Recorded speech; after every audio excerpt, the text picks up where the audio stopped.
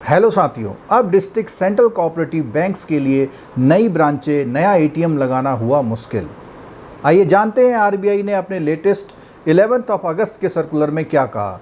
देखिए, नई ब्रांच खोलने के लिए पहले डिस्ट्रिक्ट कोऑपरेटिव बैंक अपने हिसाब से नई ब्रांचें खोल लेते थे, नए एटीएम लगा लेते थे।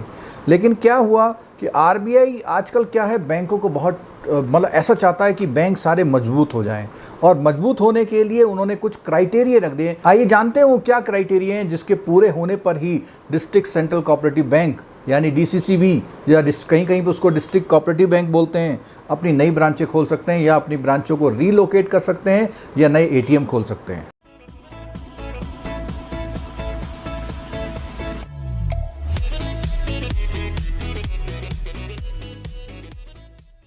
चलिए आइए जानते हैं कि वो कौन से क्राइटेरिया आरबीआई ने रखे हैं। देखिए, सबसे पहला क्राइटेरिया कि आपका डीसीबी कम से कम 3 ईयर से ऑपरेशन में हो। तो फर्स्ट क्राइटेरिया में जो लाइसेंस है वो कम से कम 3 साल ऑपरेशन में हो।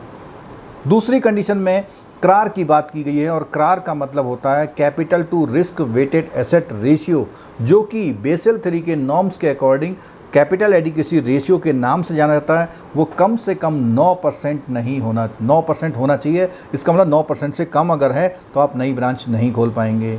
उसके साथ आपके पास आपके बैंक ने कभी भी सीआरआर एसएलआर को पिछले फाइनेंशियल ईयर में कभी भी कोई डिफ़ॉल्ट ना किया हो, यानी आप प्रॉपरली मेंटेन कर रहे हो। अगली बात है एनपीए की। देखिए, बहुत इंपॉर्टेंट पॉइंट है। जब तक आप एनपीए अपना 5% से कम नहीं कर लेते तो बहुत सारी चीज़ें हैं, जैसे आपकी इंटरनेट बैंकिंग है, मोबाइल बैंकिंग है, आपकी नई ब्रांचों की परमिशन है, आपका सीजीडी एमएससी में जो गारंटी का जो क्रेडिट जो लोन का इंश्योरेंस है वो भी नहीं हो पाता।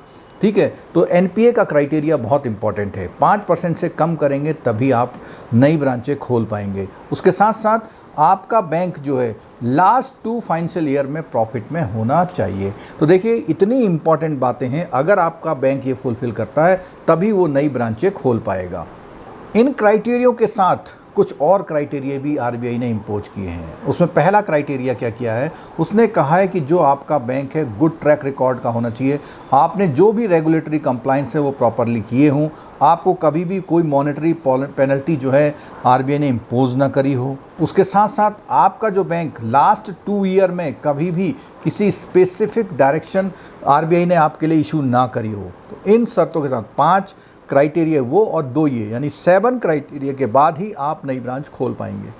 अगर आप ये 7 क्राइटेरिया पूरे करते हैं तो आप अपनी एप्लीकेशन जो है आरबीआई के रीजनल ऑफिस में भेजेंगे, और आरबीआई का रीजनल ऑफिस आपको प्रायर अप्रूवल जब दे देगा तभी आप अपनी जो फाइल की कॉपी है वो फॉरवर्ड करेंगे, उस कॉपी को एप्लीकेशन को नाबार्ड के पास, क्योंकि आपको पता है कि डीसीसीबी में नाबार्ड का रेगुलेशन चलता है। तो आरबीआई सुपीरियर है, आरबीआई का जो फॉलोइंग है, जो आपने वो रूल्स फॉलो करें, उसी के बाद आरओ यानी जो रीजनल ऑफिस है आरबीआई का उसको भेजेंगे, और उसके बाद उसकी एक कॉपी के साथ आप नाबार्ड को इन्फॉर्म करेंगे। चलिए अब बात करते हैं एटीएम के बारे में क्या गाइडलाइंस है।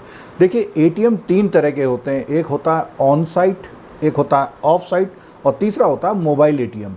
तो इसमें आरबीआई ने ऑन साइट एटीएम के बारे में तो कोई गाइडलाइंस नहीं दी है। मतलब अगर आप ब्रांच खोल सकते हैं या ब्रांच आपने खोल रखी है तो on site ATM without RBI की परमिशन के खोल सकते हैं। ऑन साइट एटीएम वो होता है जो ब्रांच के अंदर या ब्रांच से लगा हुआ होता है।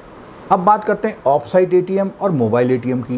देखिए, इसके लिए बिल्कुल वही क्राइटेरिया हैं जो एक नई ब्रांच खोलने के लिए हैं।